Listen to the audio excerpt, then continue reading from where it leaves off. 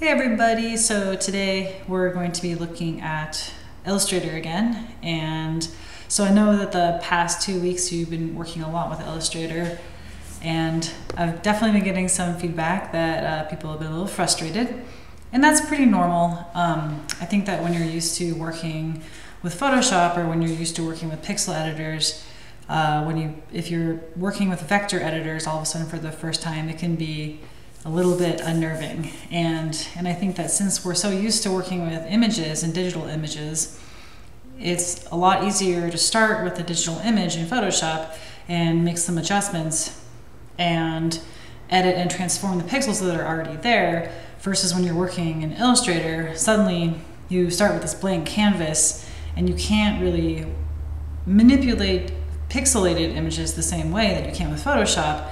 So you're working with these native components, these kind of building blocks that aren't pixels, that are vectors, and that can be something that really, it takes a lot of getting used to, as a lot of you are learning. There's a whole another set of processes and tools that you can use in Illustrator that aren't available in Photoshop, but definitely if you're not used to working with vectors, it can be a big change, and so I appreciate everyone for sticking with it. The beginning week is just something that everyone kind of has to go through in order to get used to some of the tools and processes that are different from pixel editors in Illustrator and in other vector editors. And then last week, or I guess last week was the midterm, but so with the week that we were working with text, that's another thing that's really something that you want to be using in vector programs. You have a lot more flexibility with working with text and vector programs. But again, if you haven't worked with vector programs before, it can be a big shift. So thank you for sticking with it. And what I wanted to go into with this exercise, and also just with the exercises for the rest of the week, we're going to be looking at a couple of different processes and applications within a vector editing environment that are really suited for that vector editing environment. So things that you want to be using a vector editor to do versus using a pixel editor. So one of the things that what we're going to start with is working with the vector editor Illustrator to illustrate something. So what we did, this is going to be similar to what we did with the first week of exercises, where you were taking a photograph, a self-portrait that you had done, and then shifting it from the photographic to the graphic. And what we're going to be doing this week is we're going to be going a step further. We're going to be taking an artist's self-portrait, or the portrait of, well, yeah, I think we're going to stick with an artist's self-portrait, and then that you can choose, and then we're going to actually develop a more graphic image from that self-portrait as a base image or as an inspiration image in Illustrator. So we're not going to be using Photoshop, we're going to be using Illustrator to do this. We're going to be using Illustrator to create kind of an illustration. That's funny. I wonder if that's where they got the name. It is where they got the name. So let's see here. So the reason why Illustrator is such a powerful illustration program and such a powerful graphic program is because you are given so much control and flexibility over any of the objects that you create. So in the past couple of weeks, these have been very simple objects that we've been working with. Things like text, things like shapes that are geometric and are not very complex.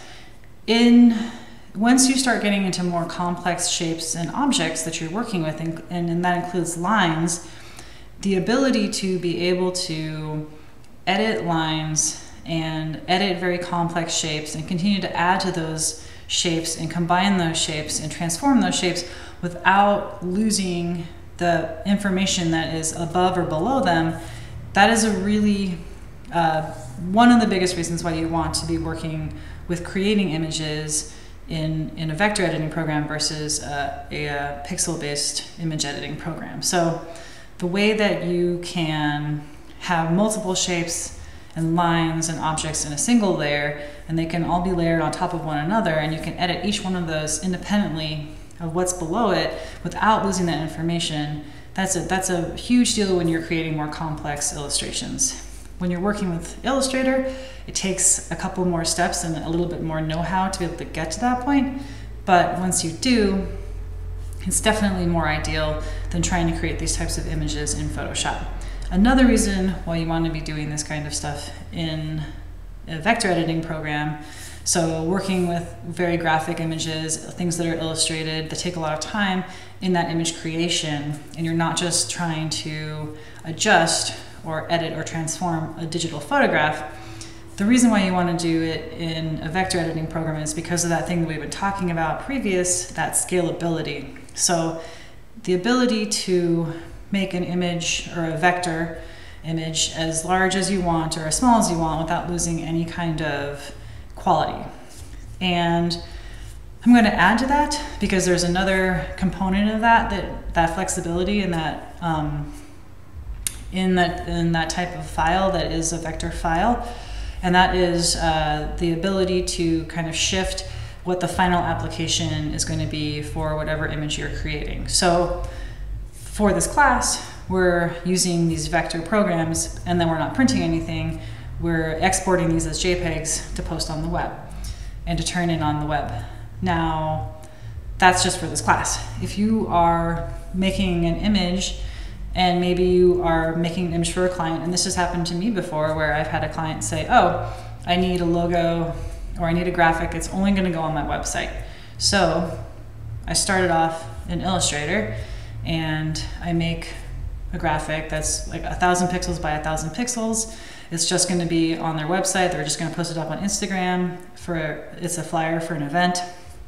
And then what will end up happening sometimes is the client will then say, oh, actually, I want to print this now too. So if I had only been working in Photoshop and I'd only been working in a size that I was only suited for the web, so 72 DPI, and then suddenly I had a client that said, oh, I know I had asked you to do this for the web, but now I want you to do this so I can print it, I would have had to take that file and change it somehow. So that is one aspect where if I was working in Illustrator, and this is what I do, I would have been able to keep that file and just basically just change the way that it was being exported.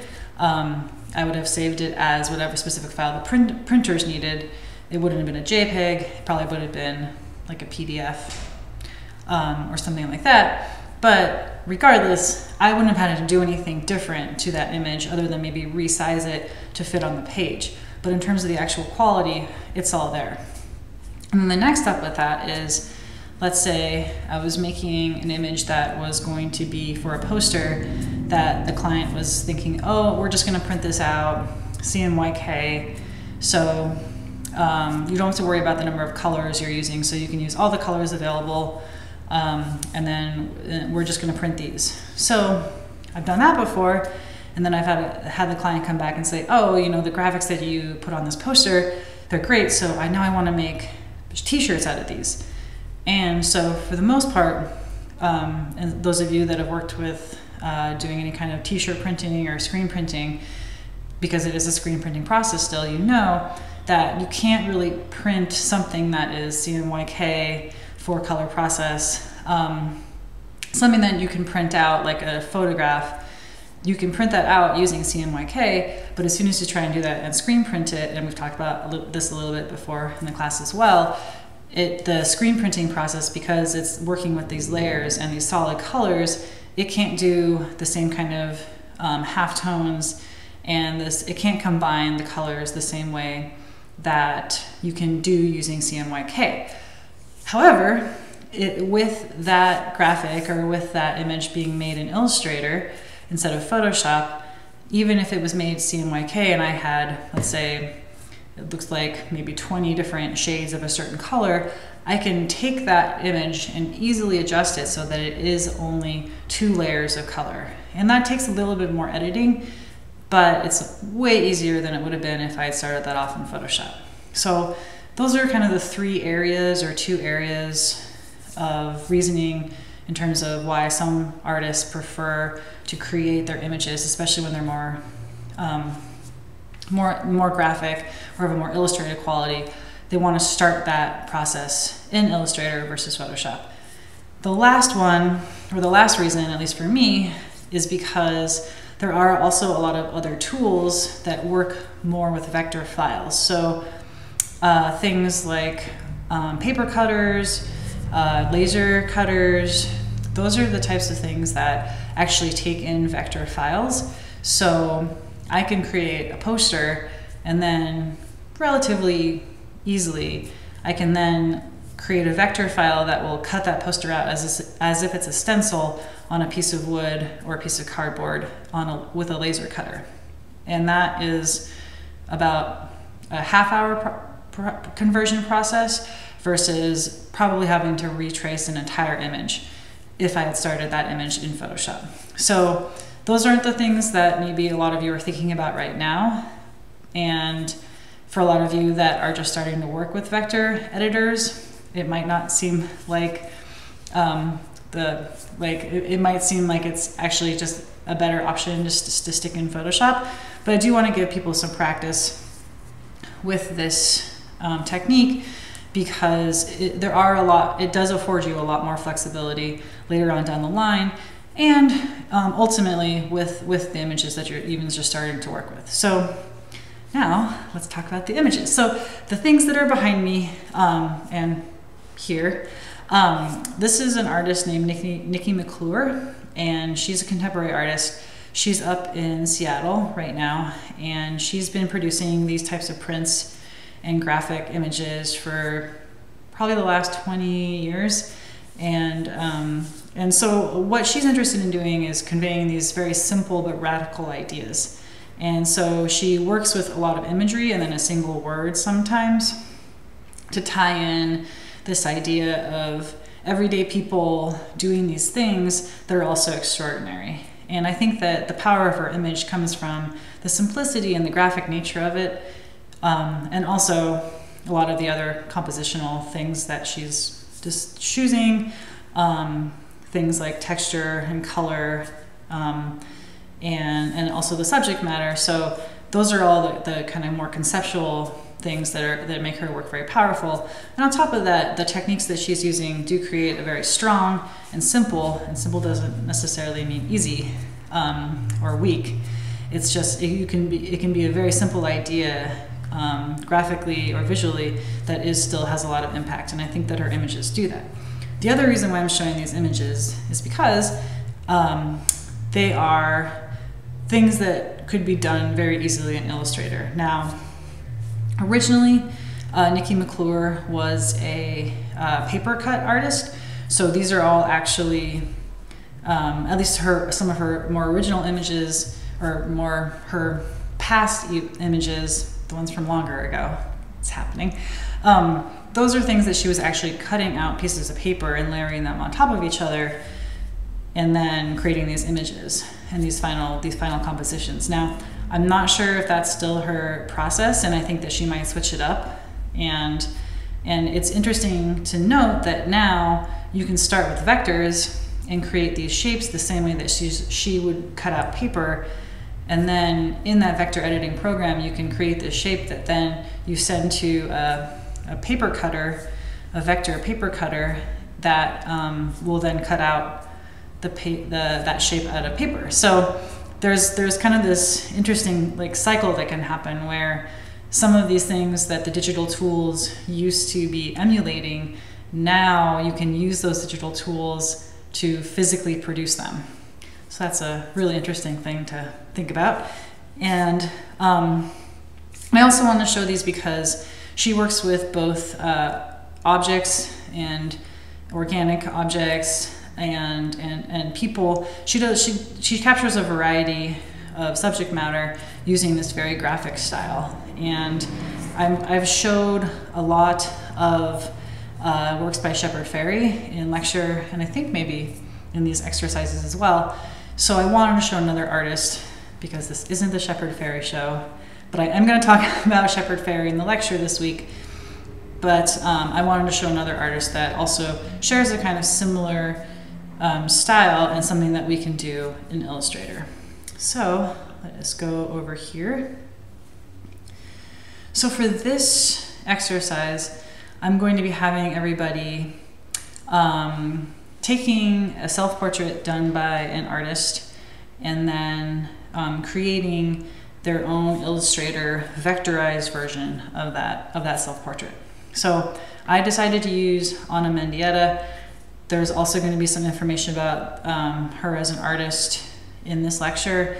I think she's a really fascinating and extraordinary artist who died, I think she was 36. So she was producing a lot of work in the 70s and the 80s, and then she died in the 80s at some point. And so her whole story, the way that she produces work, where she's coming from, all that is really inspirational and really interesting. And so I'll let you guys read about that in lecture.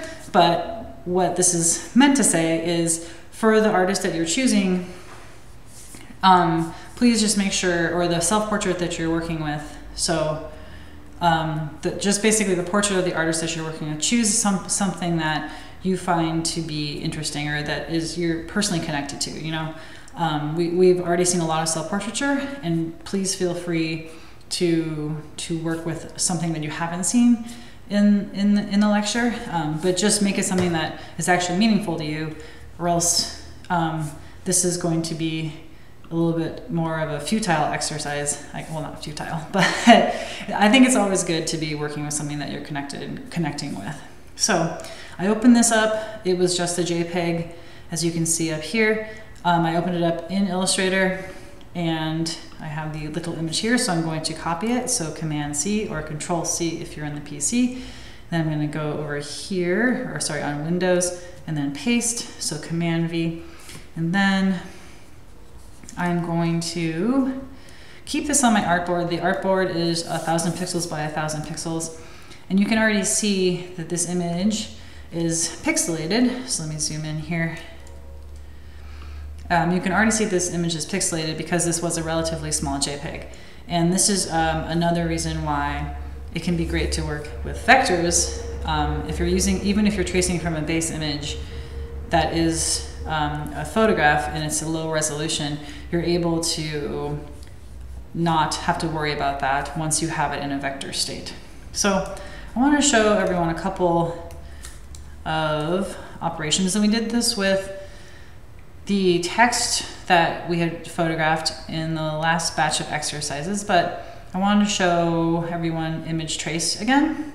So when I select in Illustrator CC 2017, as soon as you select any kind of pixelated image, it automatically gives you this option, this image trace option up here in the top info bar. If you are working with something a little bit older, it will be under Object, and then it will be the image trace. I think it's also called vector trace in earlier versions. So I'm going to hold down on this button, and you don't need to do this, but I just want to show what this process is. So this is an automated process, and I took a relatively low resolution JPEG and then did this image trace. And so I have some kind of vectorized image now. So this has definitely gone from a pixelated digital photograph to, well, it was originally a photograph that was scanned at kind of low resolution that I downloaded from the internet.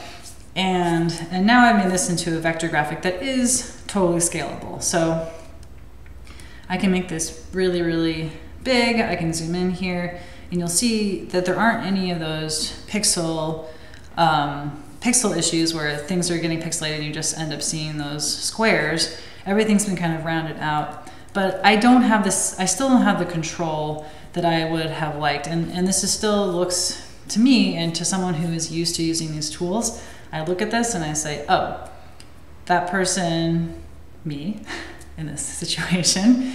But I would look at a graphic like this and say, oh, they used a filter, they used the image trace, and this is what they produced. So I would discourage people from doing this, because this is when your work becomes more about a process and a digital process versus you using these digital tools to create things that you want to create. So I'm going to undo. All right, so I'm going to show you the way to do this, or one way to do this. There's a lot of different ways to go from a photograph to a graphic vectorized image from hand, I suppose I could say. There's a lot of different ways to do it. A lot of different artists work this way. And I'm going to show you one way that I can do it. And I also want to preface this saying this would be a slightly different process if I were using a tablet or a stylus. And so what that is, for those of you that don't know, you can get a little pen, a digital pen and a tablet that you can then draw on. So it's a little bit closer to drawing instead of using the mouse. They're a little bit more expensive, but if you are going to be creating work in Illustrator or in Photoshop, it can be such a huge time saver, and it can also give you a lot more of that actual physical feeling of drawing or painting versus using the mouse. However, for this, I'm going to show everyone how to do this using a mouse because I want this to be as accessible to everyone in the class as possible. So I have this image and here, and I have it on this layer 1, and I'm going to make it about as big as I can just to fill up this space, but it doesn't really matter. I just want to make it expanded enough so that I can have some level of detail when I'm working with the pen tool. And I have it by itself on layer 1, and I'm just going to leave it there on layer 1, and then I'm going to lock that layer. So I'm going to, there's a little empty area next to that eyeball, and you click that and then you get the lock. So now the idea that I'm going to be working with here is basically I'm going to be using the pen tool to create a series of shapes that will be layered on top of one another, and those will eventually begin to define the elements of this face and this person's portrait. And one way to start doing that is, and this is what I like to do, is I like to start to include things like color and the basic shapes and the outlines, the full outlines of whatever it is I'm trying to capture, and then go in and then add in things like details and also smaller features or elements that kind of are within that larger outline shape. So what I'm going to do first is I'm going to come in here with the pen tool, and I'm going to do this without using curves, just because that is adding another element of time for this, and I want people to be able to scrub through and to see the full process. Now, if you want to use curves, please, I totally encourage you to. I'm only using this, not using curves with the pen tool just for time right now.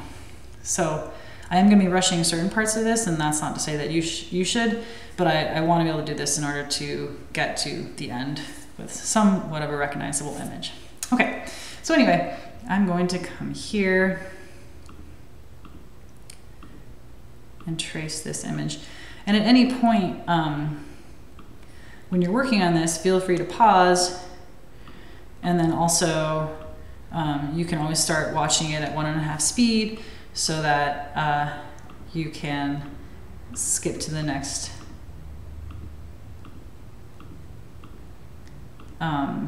kind of the next image creation portion.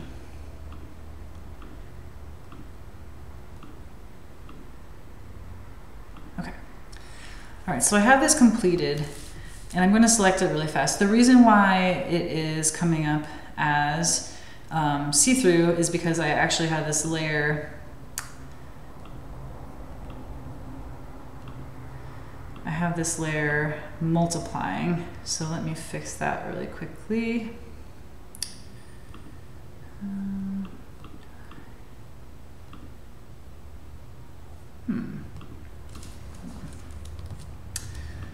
Let me just delete these two. I was playing around with stuff, so of course now, there we go. Okay, so I have this, and I'm using these colors right now basically as a way to keep track of them, and I can always go back because these are vectors. I can always go back and change them. So I'm going to have this probably be slightly, I'll just go back to that red for now. Okay. So I have this layer here, and I could continue to add to it, and I can also add another layer on top of this, and then turn this layer off without deleting it by hitting this little eyeball, and then that way I can get a sense of, I can continue to draw these shapes on top of that layer. I think that for this one, and this is just a preference, I'm going to multiply this so I can see what's below, and then I'm probably gonna have to go back and change that. But I do want to keep this on the same layer, so I'm just going to go in and now taking a different color, and then I'm going to go in and create this shape that I see as being this next shape of contrast here.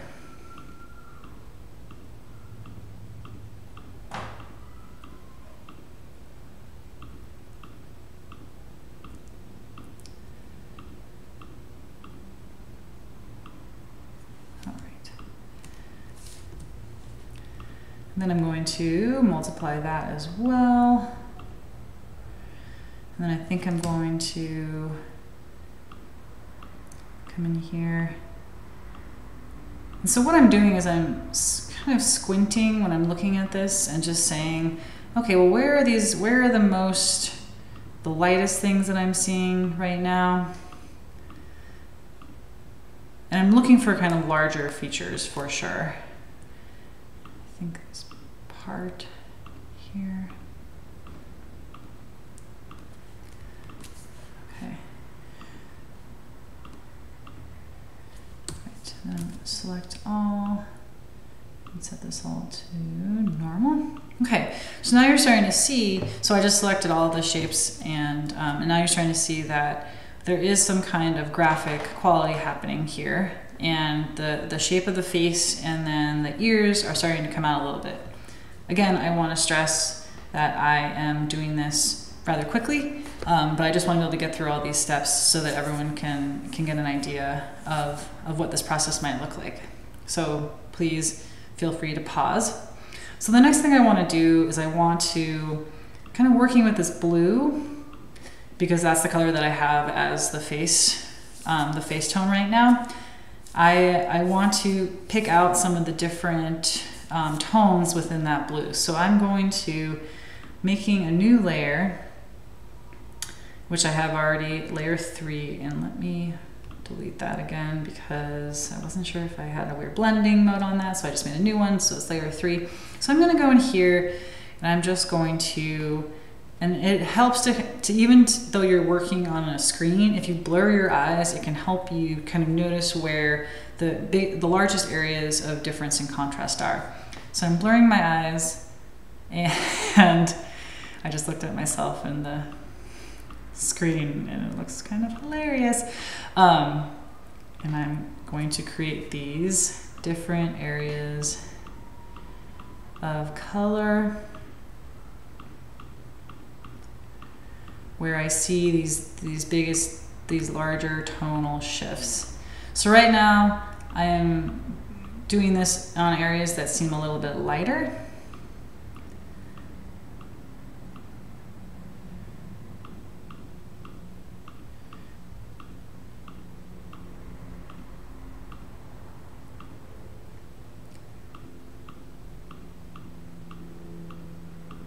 So these areas of highlight.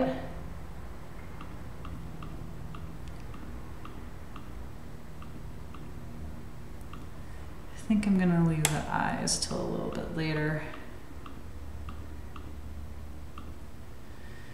And you'll notice too, when I'm using this pen tool, when I'm closing the shapes, it allows me to continue to make, once I close off one of the shapes that I'm making with this, I can continue to make another shape. If I don't do that, if I hold down the command key or the control key if you are on a PC or using Windows, and then I can click anywhere, and then when I let go of that command key, I then get the pen tool back.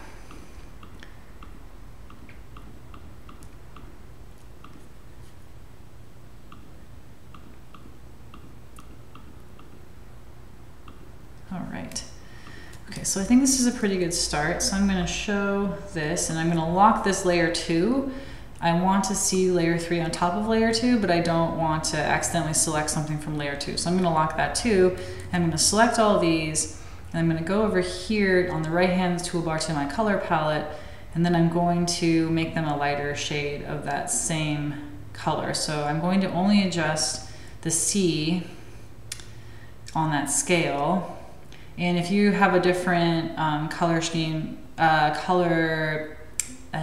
spectrum thing up here, if you just go to this little details icon, you can then choose CMYK. This is what I tend to work with the most, so it's what I'm most comfortable with. If you're used to doing kind of shading and adjustments using RGB, that's totally fine. All right, so now you see that is starting to, again, create this a sense of this definition.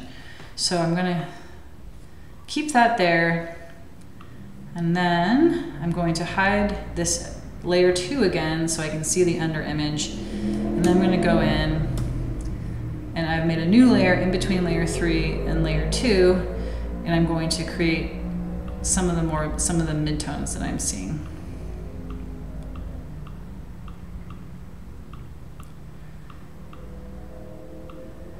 If you have a tablet and a stylus, you're welcome to use it for this.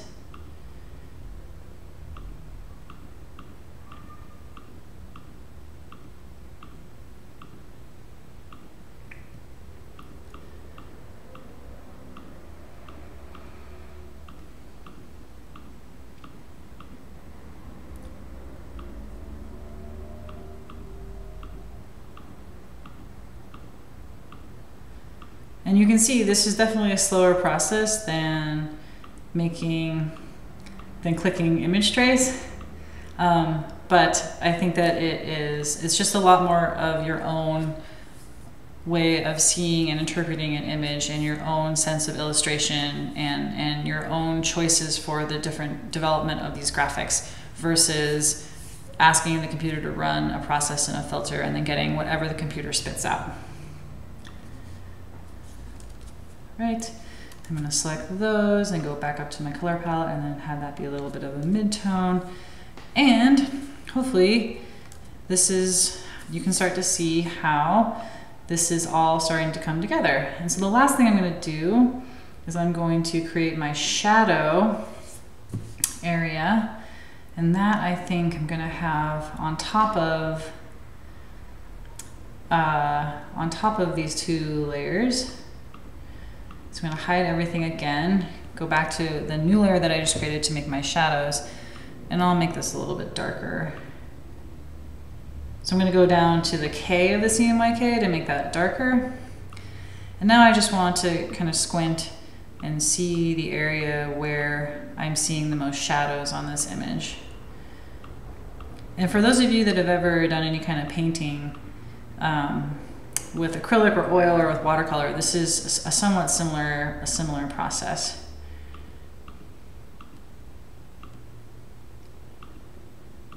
And I'm going to do the things like the features of the eyes and the lips. Those are going to come a little bit later. But for now, I'm really just trying to find the shadows in the skin tone to kind of go with the blue.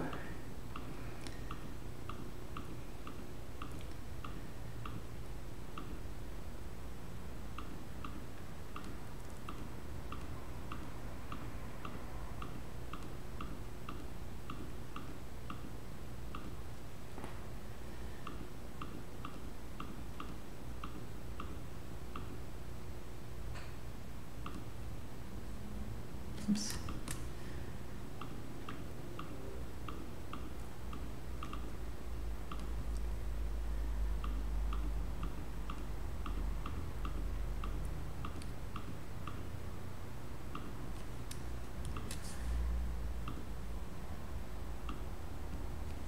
Okay, so that's starting to show even more definition and create more of a volume of that face.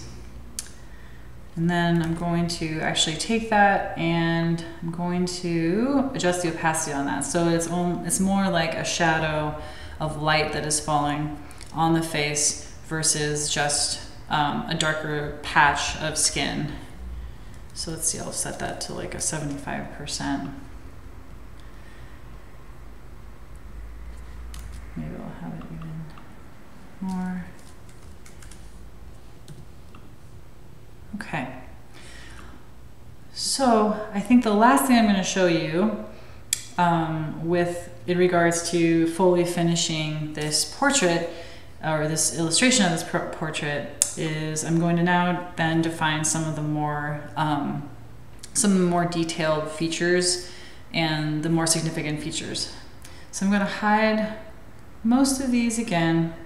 I'm going to make a new layer and I'm going to come in here. So now what I'm going to be doing is I'm going to be using a tone or a color that is one of the darker ones, and that's because I want this to have the most definition, because these are the things like the eyes and the eyebrows, parts of the mouth that I want to have a lot of visual.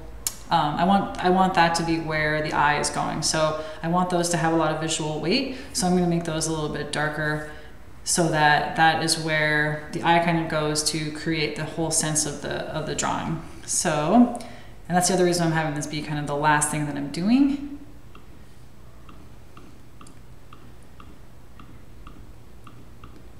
And so right now I'm doing this tracing wise, and part of that is for time. If you want to try and do something like this more freehand, that is definitely an option. You do not have to just simply trace over something. I know I've done a lot of work where I've actually created rough collage. Don't like that. Rough collages using photographs, or I worked from several different photographs to create a single drawing in Illustrator. Sometimes I work with clients that want things to be very, very exact, and they have a really specific idea in mind, and that's when I will sometimes, or if they hand me a photograph and say, okay, I want this to look like this. Or if I'm trying to create a stencil or an image of something that is really recognizable by a lot of people as this iconic image, that's when I will trace more. When I am trying to create something a little bit more freehand, or when I am creating something from multiple images, that's when a lot of times I'll have this off to the side, or I'll have the inspiration image off to the side, and then I'll just use it as I'm drawing things on the tablet and creating this, using the same layered approach, but instead of, I just won't be tracing directly on the image. The other thing I want to know while I'm doing this is, so there's these areas that are these lines. So for instance, a lot of times when you're drawing things like eyelashes or the lines of an eye, you will draw an eye, like a single line, and think of that as this one-dimensional line. I like to think of these things all as shapes. So even a line with some kind of volume to it or some kind of weight to it is more of a shape to me. And this is, again, a matter of preference. Nikki McClure, the artist that is behind me, I think would probably think of most of these things, even the thinnest cutout shapes as opposed to lines, because that's what she's working with. She's creating lines sometimes by cutting out shapes. So they all have this sense of area to them. So they are these two-dimensional shapes. There are other artists that work with vectors that work only with lines, and that produces a slightly different graphic effect, and that has its own set of qualities. But a lot of these things that we're doing, you could use this, you could create a line with this, or you can create a shape. I'm creating a shape just because it's what I do. But if it's something where you'd rather create a line, then please experiment with that.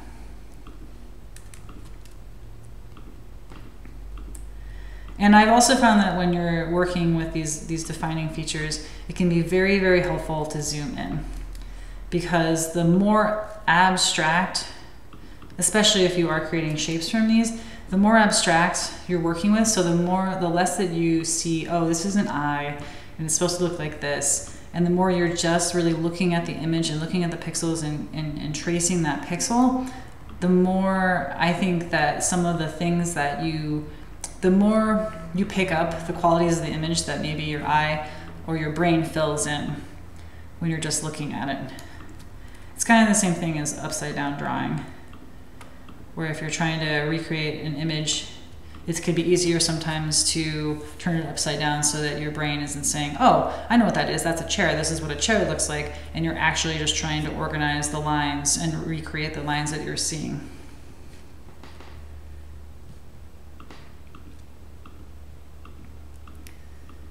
All right, and then very quickly, I'm going to do the nose.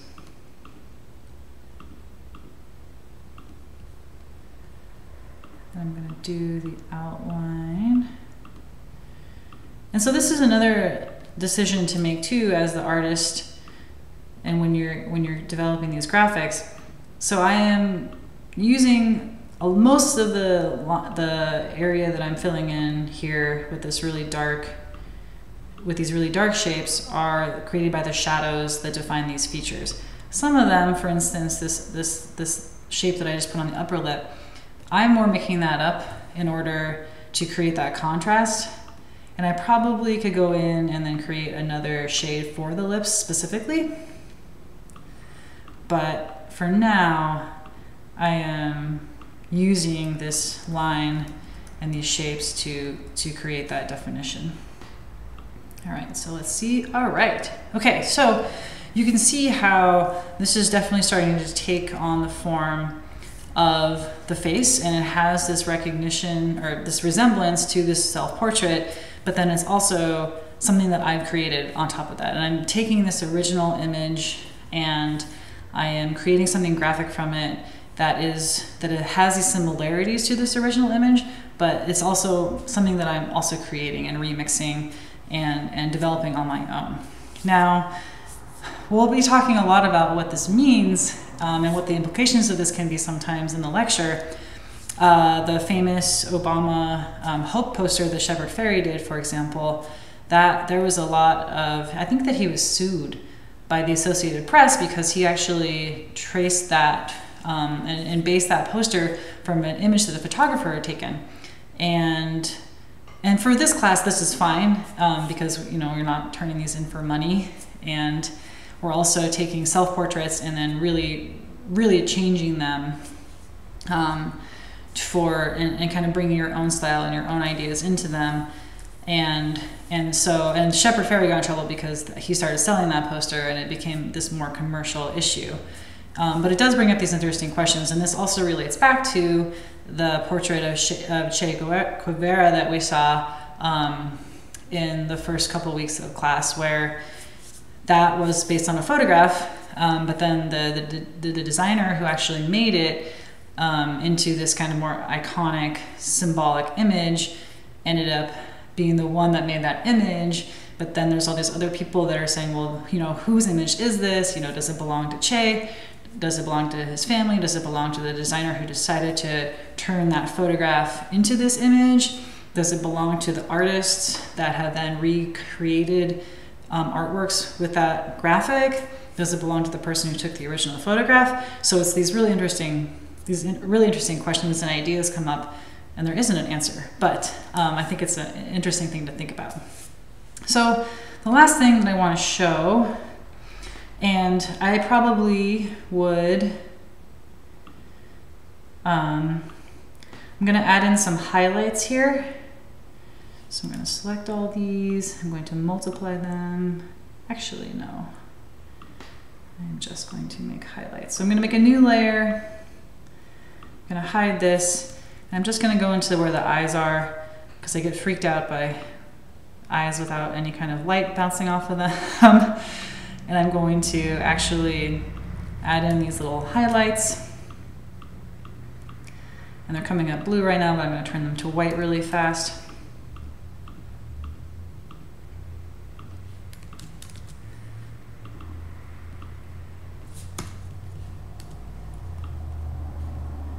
And then I was thinking about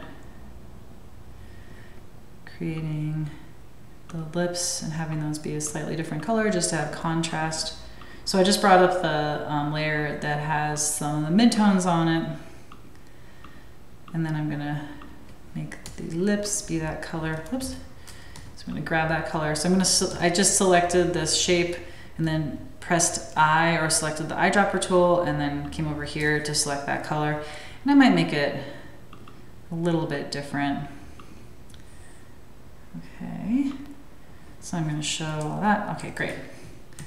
So hopefully you can start to see how you can really start to develop really interesting graphic images from photographs without having to use that filter and that image trace tool. And now you have all this control over it. And that's the last thing that I'm going to show you.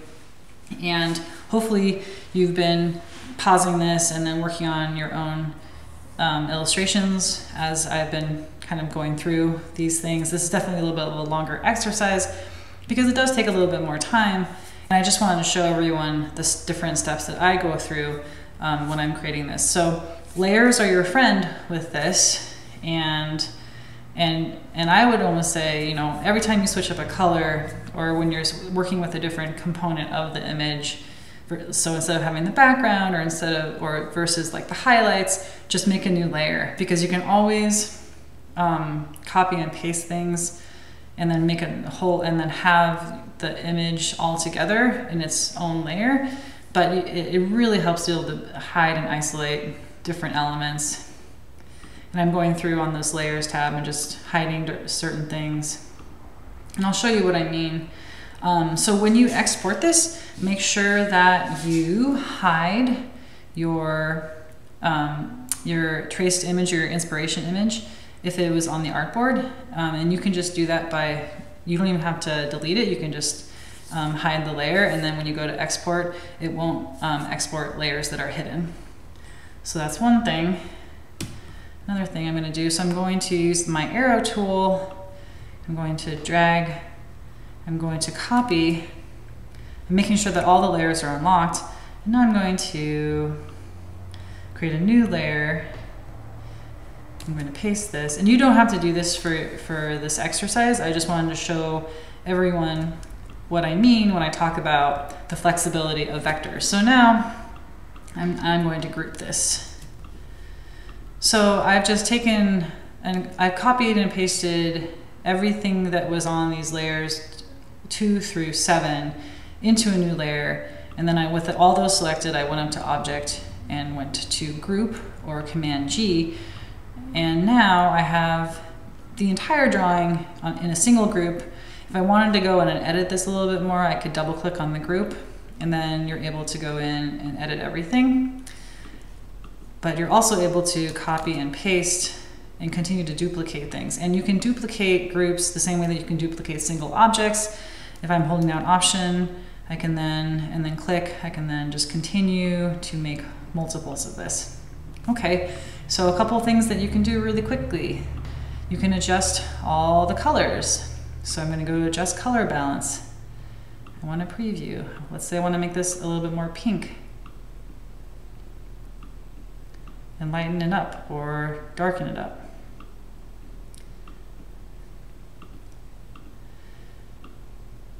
Let's say I want to make this so that it's only, I don't know, black and white. I can create it so that every single outline every single shape has its own outline. So I have this group selected, and you come over here into this toolbar on the left, and you see that right now, because I didn't have an outline assigned to the pen tool, I was only drawing shapes, I wasn't worried about having the outline showing, so it doesn't have a stroke attached to it. So let's say I want to make this so every single shape have a black stroke. And you can see how that starts to create a different effect for that image. And then let's say I want every single fill color to be white. So now I have this very different looking image, and now this is an image made of shapes where the outlines are very apparent and the shapes inside them are all the same color, but you're still getting this really interesting effect, and it's working from the same image that you just spent a bunch of time making, but now you're able to have all this different flexibility. And these are things that you wouldn't be able to be doing if you were working with pixels, even if this was in Photoshop. And then you can also go and do the normal things, distort things, I can double click here, and let's say I wanted to just turn everything that was that blue shade a different color. So I use the magic wand tool, and similar to how it works in Photoshop, I can go and double click on this and set the tolerance a little bit lower. And so now, let's see, so I want that to be green. And so then I'm going to select all the blue and make it green. And then I'm going to make that a little bit darker. I'm going to go back to that magic wand tool. Now this is going to be a little bit lighter. And then let's say I want to change that to yellow hair. So you can start to see how you can really quickly begin to edit things and to create adjustments once you have this base image done. Once you have created this illustration using vectors. Let's see, what's the last thing I'll show? And the other thing that you can do, you can apply different filters to this. I don't really like to use a lot of Photoshop effect filters within Illustrator, but you can do something like that. So similar to how we were blurring some of the lines when we were doing the op art pieces a couple weeks ago, you can blur all these shapes. And you can do these different things. And so maybe you want to layer this. And let's make this a multiply. So you can start to do really interesting layering effects with things too, where you have these identical vectorized objects, and then you're able to distort them and transform them, apply effects and change the colors the way that you can with vectors. That is much harder to do quickly once you're in Illustrator. When you're in Photoshop. And then the last thing, it's amazing. I have this image, for instance, here. If I wanted to make this 5 feet by 5 feet, I mean, I'm not going to do that, but I can expand this as big as I want.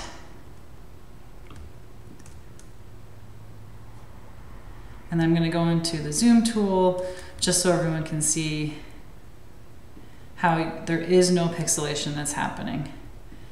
All these lines, they're straight lines because I wasn't using any of the curves, but if you had created curved lines, these would be infinitely smooth curves no matter how far you zoomed in, no matter how big this was. I can make a huge wall painting out of this and not lose, and print it and not lose a single bit of image quality and not get a single bit of pixelization. All right, so for this exercise, this is a good time to save. Oh, I have to save. I haven't saved yet. And then follow the instructions to export and submit. Don't forget, if you are in Illustrator CC 2017, you're going to find the export options under Save for Web, Legacy. And then if you are in anything lower than that, they're going to just be under Save for Web underneath this file menu.